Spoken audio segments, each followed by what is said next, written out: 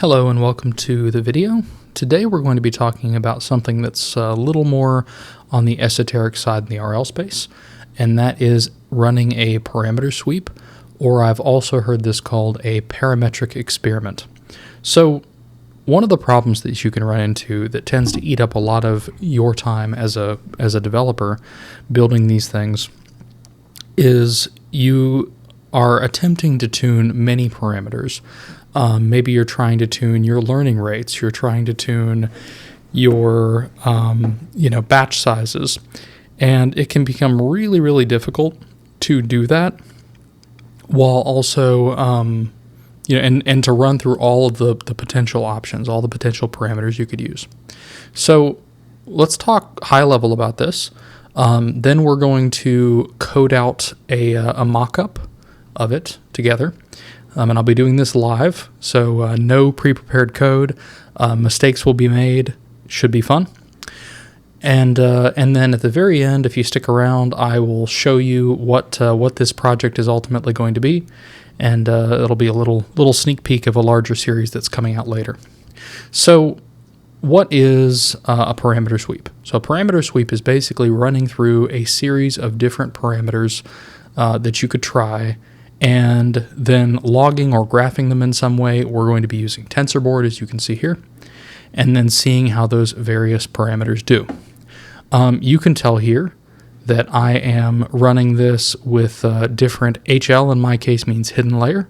So I'm running this with hidden layer 32 neurons, 64, 128, 256.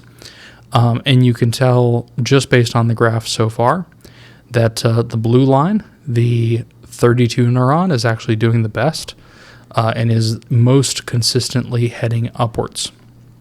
If we look at the previous experiment I ran, we can look at different parameters for alpha here, and we can see that 0.03 kind of flatlined a little bit. 0.05 did pretty well, and then 0.06 did really well at the beginning and then kind of trailed off here. So this is a way to loop through and try different parameters and find out what works. So what I'm going to do, I'm going to drag this off to the side, and we are going to go ahead and start with a fresh project. And I'm just going to go into Python projects, in my case lessons, and we are going to create parameter demo. Okay. So the first thing we need is just a mock-up of an agent class. So what I want to be able to do at a super high level, we're going to have a train.py, and we are going to have an agent.py. And I've gotten, let's go ahead and bump up our font size.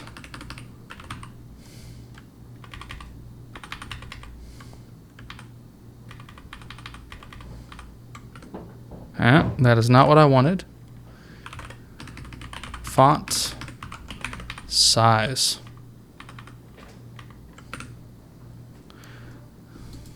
All right.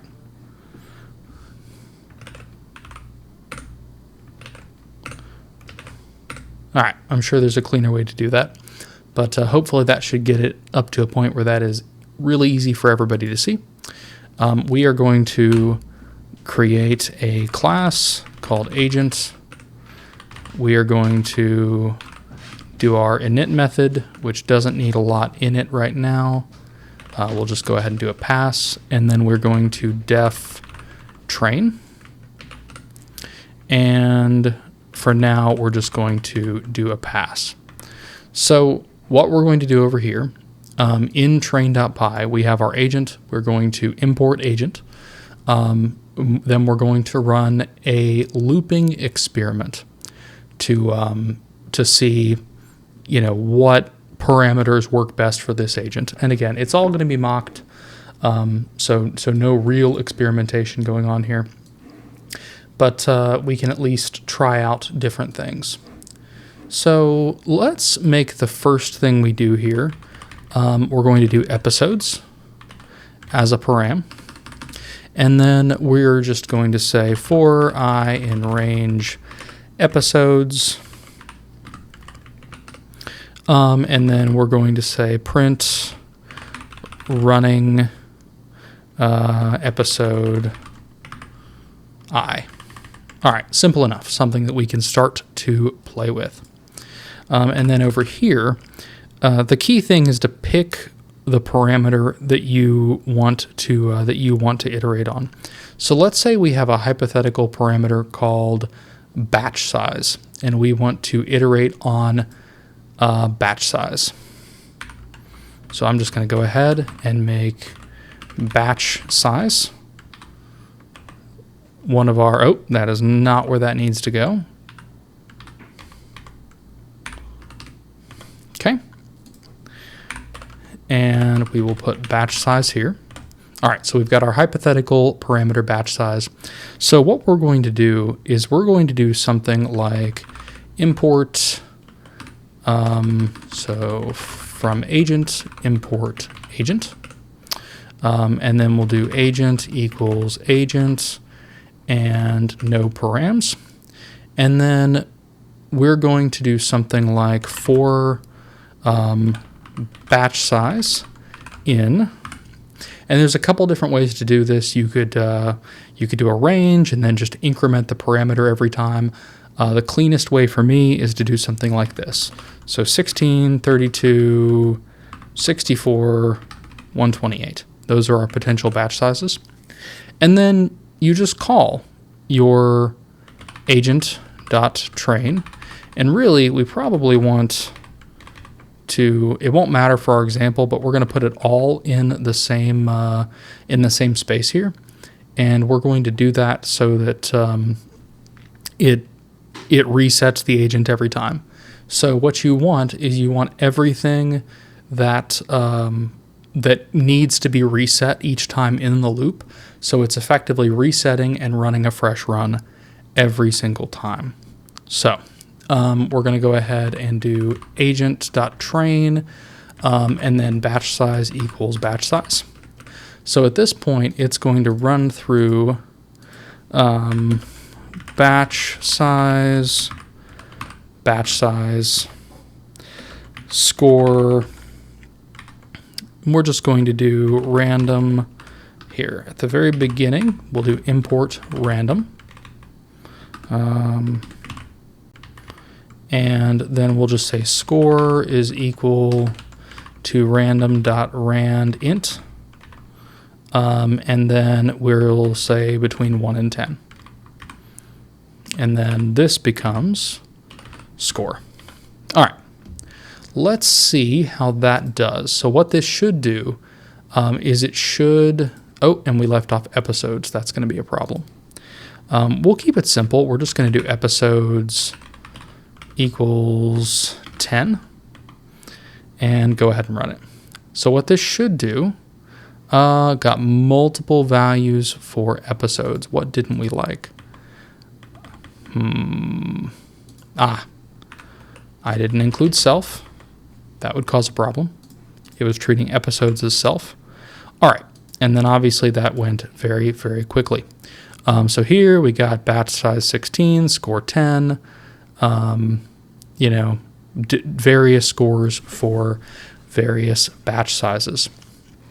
And then if we wanted to, let's make an assumption. Let's say that bigger batch sizes equal bigger scores. That's probably not accurate. In fact, I'm pretty sure it's not, but it makes for good mock-up data. So what we can do here, is we can go ahead and just for our fake data perspective, we can say score equals score times batch size. We don't want it to get too big, so I'm going to say batch size times 0.5. All right, let's try that. So that should start to get us some random scores that show that as you increase batch size, you increase your score. So cool. Again, fake data. Let's go ahead and start to graph some of this data, because that's going to be a little bit more helpful. So for that, we're going to import TensorBoard, and I'm going to go grab the syntax for that real quick. Let me see. We want, all right, so that's going to be from torch, not term color, .utils.tensorboard. And it doesn't like it because I need to select my interpreter. I'm just going to pick the one that I've been playing with already. Obviously, you can pip install Torch. So from torch.utils TensorBoard, import summary writer. Okay. And then what we are going to do, so a couple ways you can do this, actually. Let's go ahead and put it in train.py. And I have a reason here. So, all right, so we've got torch.utils.tensorboard, import summary writer. What we want to do is we actually want to declare a summary writer and be able to change it each time for what we're doing. So we're going to do something like up here. We'll do, I like to split these into two pieces just for readability. We're going to do episode identifier. And this is going to be anything that you need to identify different episodes. So like in my case, I'm testing different batch sizes. So I might put something like BS equals batch size. So this is now going to become, a batch size monitor. It's just a label. So we can also do something like, A for alpha equals 0.1. Obviously that's not a real parameter this time, but it'd be something like that. We can then say summary writer is equal to summary writer. And then you do a folder. So in my case, runs / datetime. Let's go import datetime.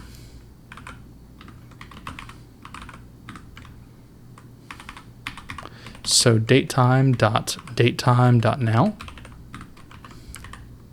.strftime, and then I pretty much never type these from memory, so let me go grab what I'm using somewhere else. So that is going to be %y dash %month, m for month, dash %d, and then we want %h, %m, and %s. And this makes sure that we never have a conflict. We never have data overriding other data. And then we can do episode identifier. And then that should be all. So what that's going to do is create labeled data for summary writer in something called runs / and then this path. And it's also going to show it that way when it displays. So let's go ahead and we're going to say summary writer equals summary writer in our little mock-up here. And I'm also going to come over here and add summary writer as a variable. And then finally, what we'll need to do over here is actually do the logging with this. So in order to log with summary writer, you would do something like in addition to your print or instead of your print, you would do summary writer dot add scalar,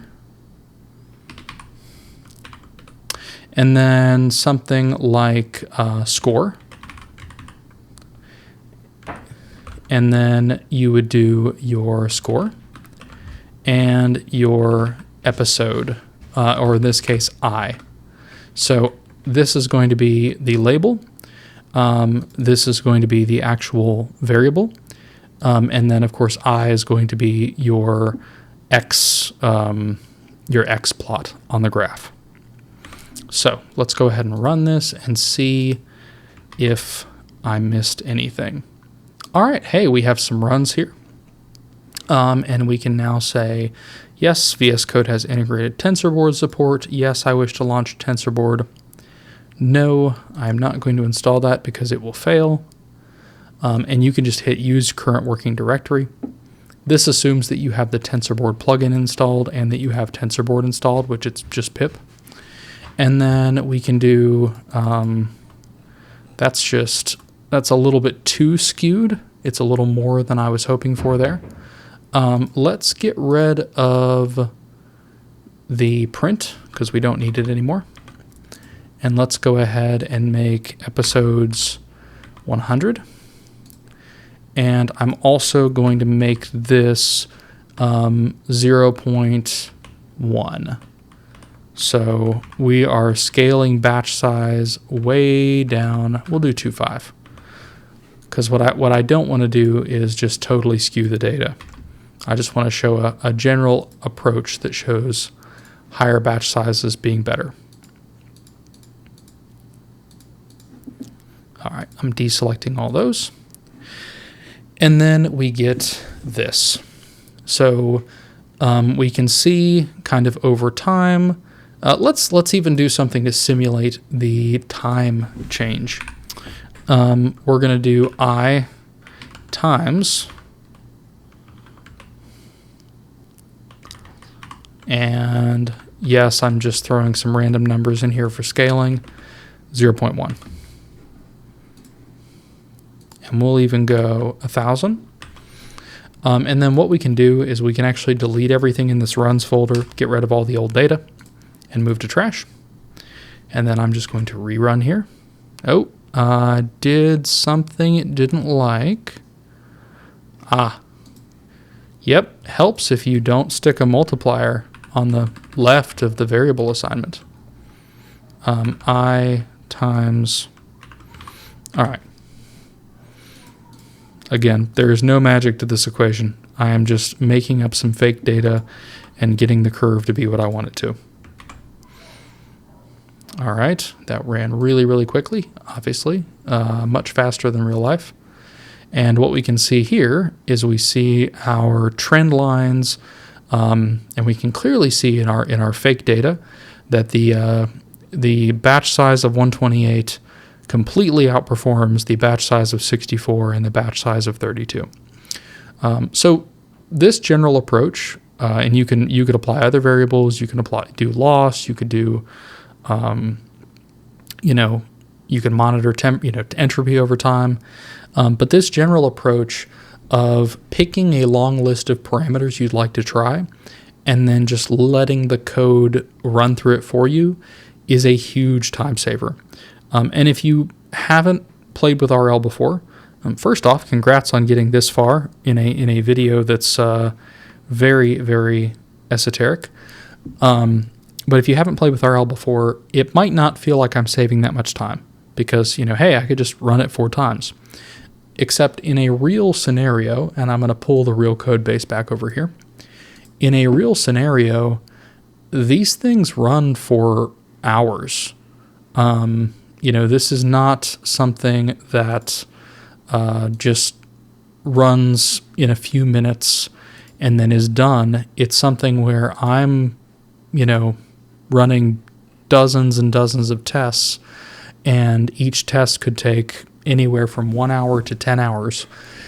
And it's much, much easier if I can just set those tests up and kick them all off in a list or in a line and go to bed. And then come back in the morning and see some experiment results, which is basically what I'm doing with this right now, is trying to see how different hidden layers affect this particular project. And right now, what I seem to be seeing is that the fewer the neurons, the faster it trains. Other tips to think about, I'm cutting this off at 8,000 or 800 episodes. Again, coming back to the real use case here. So I'm cutting this off at 800 episodes, not because that's how long it takes to train, but because I am trying to relatively quickly iterate through the parameter space and try things. If I make it run 3,000 times each, I may not find the gems because I can't try enough things to see that. So I'm tweaking it. I'm lowering the number of steps the agent has to take. I'm lowering, the number of episodes that it has to run. I'm basically trying to simplify the environment and then try many different sets of parameters until I can find some that seem to work well for the problem at hand. So at the very beginning of this, I promised a little bit of a sneak peek of the project. So I'm going to go ahead and run that now, and you can see it's in the middle of training, so it's probably going to do horribly. But let's run it.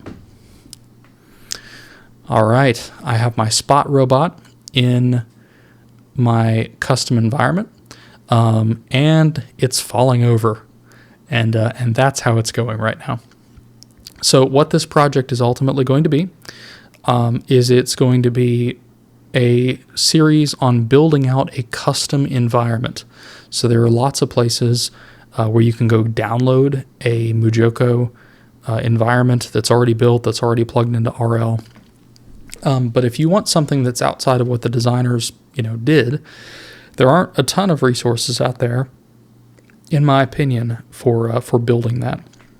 So I'm going to get this thing to where it can move successfully and make it around the environment. I'm going to try to make the environment a little bit more complex, and then I am going to put out a full series on building your own custom gym environment with this with the Spot robot, with Mujoko in the back end from scratch. So if that sounds interesting, it's probably still a couple months out. If I'm being honest, these projects take a long time, but hit like, subscribe, and you will see those videos when they come out. So with that, I hope this was useful to you. I hope it saves you a little bit of time, and I will say until next time.